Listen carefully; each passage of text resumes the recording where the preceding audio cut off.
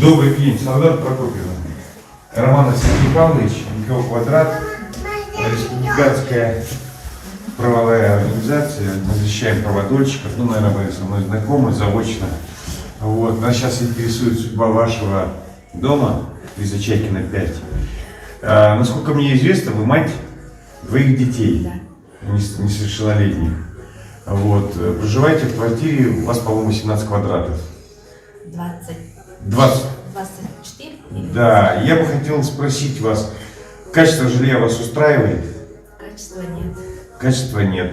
Насколько вы чувствуете себя социально защищенной, не имея прописки, не зная перспектив устройства ваших детей в детский садик, в школу, соответственно, потом, не имея вот этот вот полноценный пакет условий для полноценного проживания? Очень некомфортно. Очень некомфортно. Как вы думаете, мэрия должна вам в этом вопросе помогать? Да.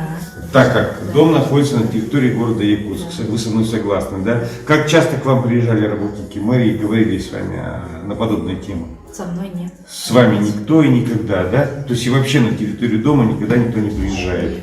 Вы считаете, что мэрия должна вами заниматься? Да, конечно.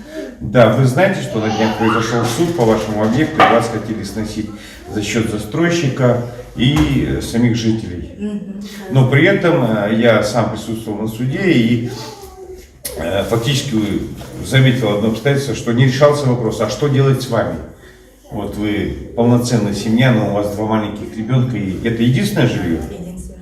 И в этой ситуации что и куда вы могли бы переехать? Думаю, застройщика бы нашли, помогли. Нет, ну хорошо, застройщика нашли, он нашел, он тут сидит под домашним арестом, скоро, дай бог, будет состояться суд, и судьба его определится. Вот, но я к чему говорю, а у застройщика денег нет. Дальше что? Ну, думаю, лучше бы тогда узаконить этот дом, чтобы прописка была. То есть вы за то, чтобы этот дом узаконили, Да. появилась прописка и появились те социальные гарантии, которыми мы могли бы пользоваться. Так же? Ведь ехать, вы же до этого в городе жили или вы с Улуса переехали? Тут, в городе? Вы городская. И еще раз повторяюсь, у вас это единственное жилье. Да.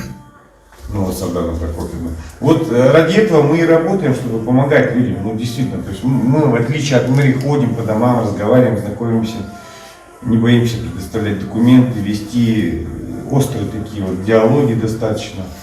Вот. Они бывают разными, эти диалоги. Даже нас иногда выгоняют, там, не желая общаться, потому что люди доведены до крайности какой-то. Ну, наши с вами диалоги, слава богу, все нормально. Вот. Ну, хорошо, что обращайтесь. Мы привлекаем и прессу, сейчас привлекаем и депутатский корпус. О судьбе вашего дома знает и Кожухов Евгений Романович, он также у нас учредитель НКО «Квадрат», является депутатом Ютумен от фракции КПРФ. Вот.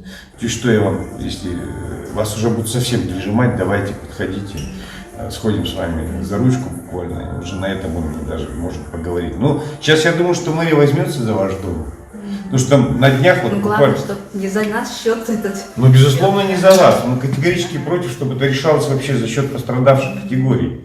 Вот. Вчера было, кстати, событие, я вот могу вам такую позитивную новость из города Якутск. Ввели наконец-то до конца документально Короленко 25 многострадальный объект, там вообще 535 семей. И вот теперь они будут имеют право и прописать, и, так сказать, и детсады, и школы. То есть все будет узаконено. То есть полноценный пакет. А то Да. старшей дочь мы в другой конец города, в садик. В садик, в другой конец. В аэропорт. А вот тут невозможно без прописки. А, тут не взяли, нет, сказали по прописке только. То есть, а это какой садик? Это в аэропорту 33-й. Нет, это старшая дочь, Ага. аэропорт 33. А здесь кто вам А здесь отказал? ромашка, тут книжка 4 есть. А вы как-то с мэрией общались по этому поводу, что вы Ну, не когда можете? вот очередь подошла, я спросила по месту проживания. Они сказали, нет, только по прописке. И о том, что этот дом собственность, предоставили документы, они не могли предоставить. Ну да, документов нет. Но сейчас речь об этом и идет, что необходимо вас, собственно, и упаковать этими документами, чтобы вы в правовом поле находились. Скоро младший пойдет, тоже думаю, куда. Уже в садик. А так бы вам по-хорошему уже надо работать. Ведь Да. ваш отец семьи же не может один содержать два Он ребенка. еще инвалид, по слуху. Он еще и инвалид по слуху. Ой, дай Бог здоровья и сил. Ну ладно, спасибо вам, что вы открыли. Давайте. Всего хорошего.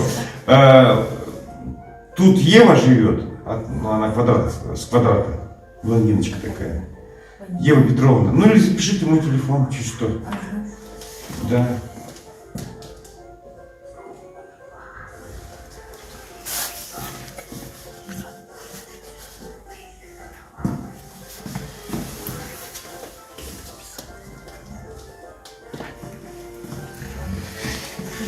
Девятьсот 224 30 224 36 45.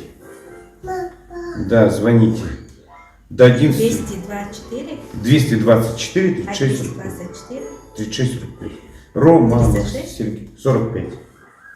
Романов Сергей. Ну, я помимо этого, у нас, слава богу, работает офис Дмитрия Анатольевича Медведева, партии «Единая Россия». И мы с этим офисом достаточно успешно решаем многие вопросы совместно. То есть, если что-то надо будет помогать дальше, можете обращаться. Также будем сопровождать вашу семью. Хорошо? То есть, практика отношений, она такая позитивная у нас. Вот так вот. Поэтому вы защищены.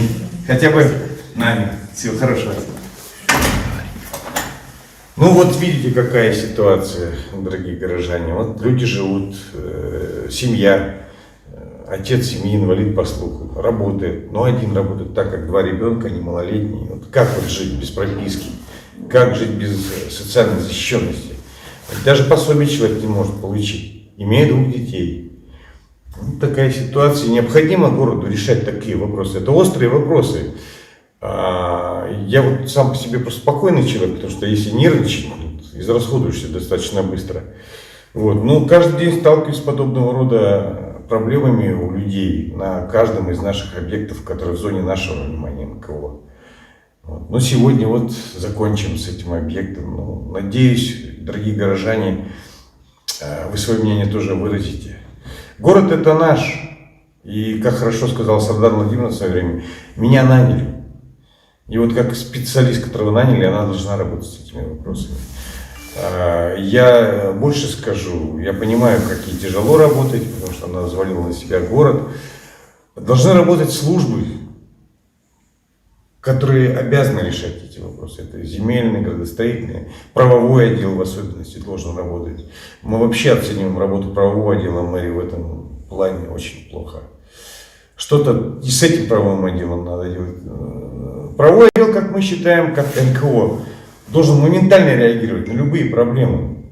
И я думаю, что и городские бы депутаты поддержали и зарплаты для этих специалистов, и более комфортные условия создавать. Они должны и обязаны это делать, и должны это понимать также, что это люди, это конкретный человек, и поэтому им надо заниматься этим конкретным человеком.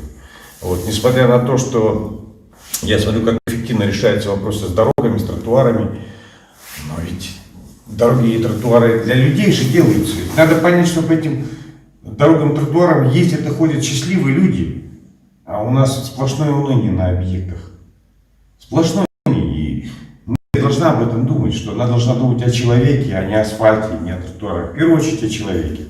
А уже потом появится и комфортная городская среда, появится вопрос озеленения, количество детских садов, количество школ. То есть вот тот позитив, но сперва ведь надо сделать позитивными людей. Вот такие вот вопросы. Спасибо.